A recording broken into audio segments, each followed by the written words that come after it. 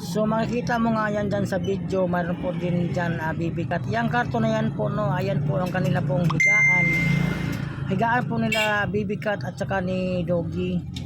Yung bibikat na yan, sabi na ng mga tao ay sumusunod daw sa kay Doggy yan. Ngayon, ang ginawa ni Doggy kasi siguro ulilang lubos na po yung bibikat, siya na po yung nagtingin-tingin sa kalsada, baka may masagasaan. Kapag pupunta po daw yan siya ng kalsada, yung bibikat na yan kinukuha daw ni Doggy at saka nilagay dyan po sa tabi sa higaan nila.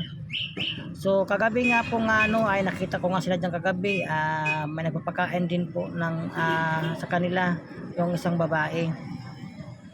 So ayan nga po, nagdala rin po ako ng pagkain, isang plastic para kumakain po ni Doggy, at saka yung si bibikat po ay talagang uhaw na uhaw po siya. Diyan po sila natutulog po pag tuwing gabi. Yun nga po, ang sabi po daw nila ay hindi nga nila alam kung saan sila nanggaling sila Doggy. Basta si Doggy kasama niya si bibikat, naglalakad-lakad. At yun nga po, ang ginawa po ng mga tao dyan ay nilagyan po sila ng parang tulugan. So ayan po, safe na safe man po sila dyan, no? Kaso nga lang po ay nasa tabi po sila ng kalsada.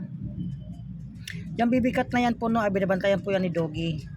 Siya po nagbabantay, baka po maya ay pumunta ng kalsada, masagasaan. Ang bait kaya ni Doggy, kaya siguro alam niya siguro na uli daw